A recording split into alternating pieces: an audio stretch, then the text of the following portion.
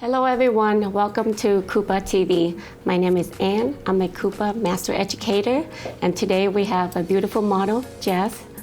And Jess, can you tell us a little bit about yourself? Hi, I'm Jess. I'm a nail artist at Chi Nail Bar in Beverly Hills. Today I'm going to introduce to you a 10-piece carbide bit. I'm going to give you a quick review and a demo, and I'm also going to show you how to disinfect them as well. This is 10-piece carbide bit kit. It comes with a holder. It has 10 pieces in here and a plastic holder. And the set comes with silver or gold. Okay, I have a question. Is there a difference between the silver and the gold? Like, does it do anything different? In terms of performance, no. It's just a matter of preference. You can either choose the gold or silver. Okay, so tell me a little bit about these, because there's so many different ones, there's so many different sizes, and I'm kind of feeling a little bit overwhelmed right now. I know it is, right? A little scary, but Right. To be honest with you, once you know how to use them, it's pretty easy. Mm-hmm. So the first one is a large barrel bit. This is a small barrel bit. This is a tapered barrel bit. This is inverted backfill bit. This is 4-week backfill bit. This is 2-week backfill bit.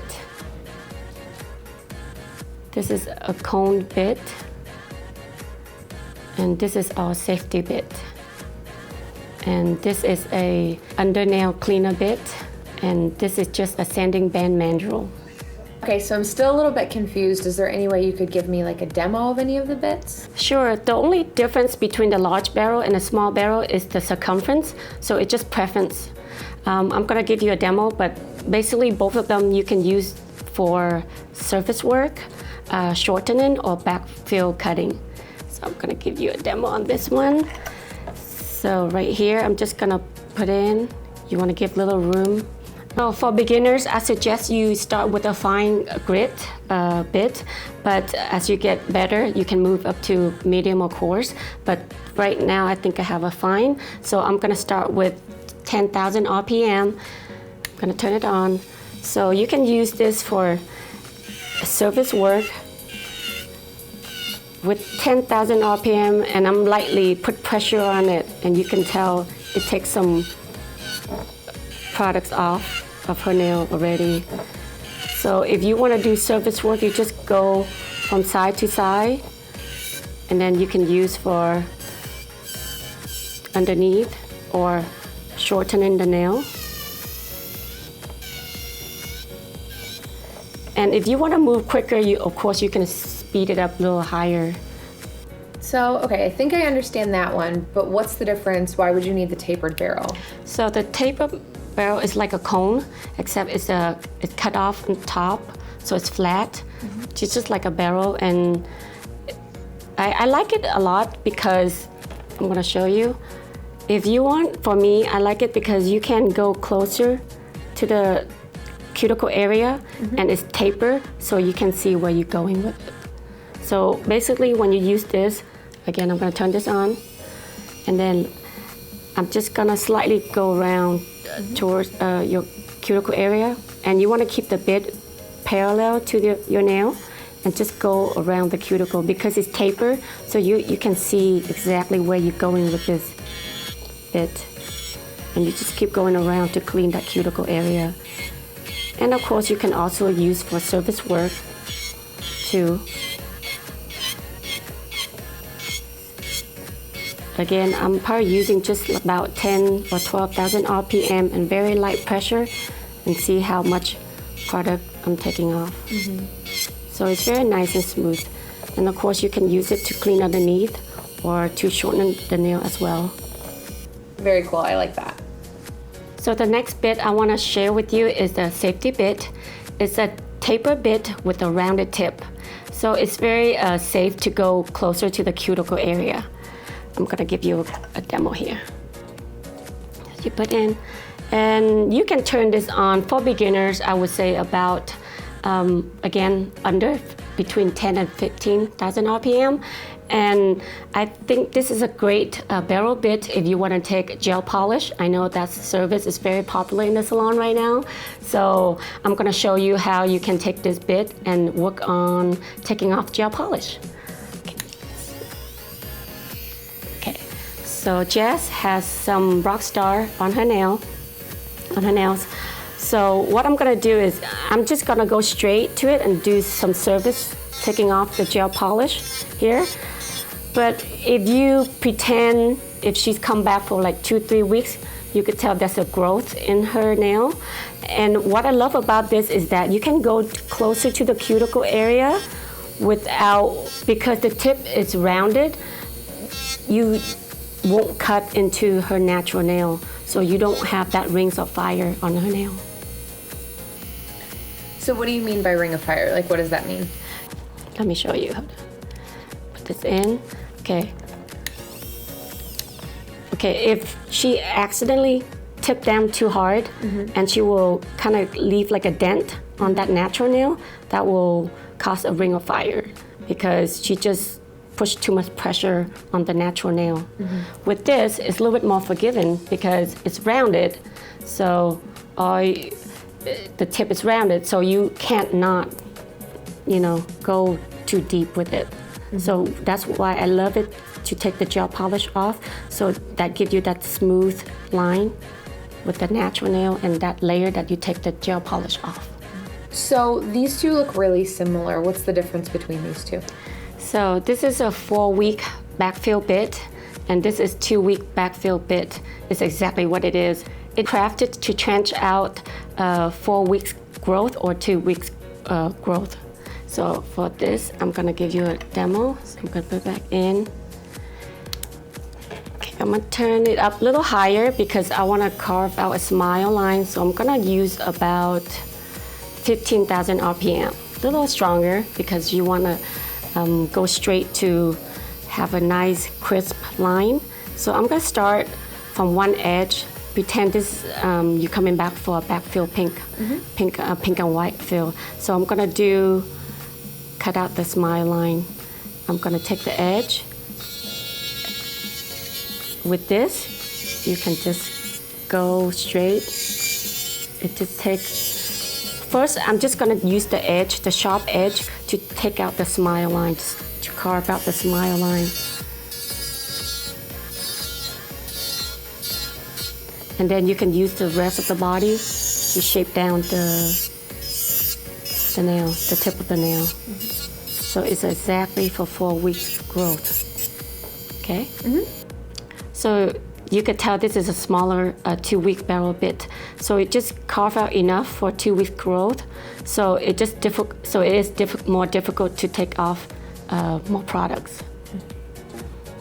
So the next bit is inverted backfill bit. This one has larger top.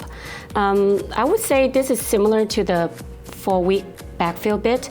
It just matter of preference. It's more taper in the back. Some people might find it's easier to use, so it just matter of preference. Same thing, you can put in the e-file, turn it on. I would say about 15,000 RPM, and just use, because it's larger on top, you can easily use that at angle and just carve out smile line. And some people find this is easier to carve out the smile line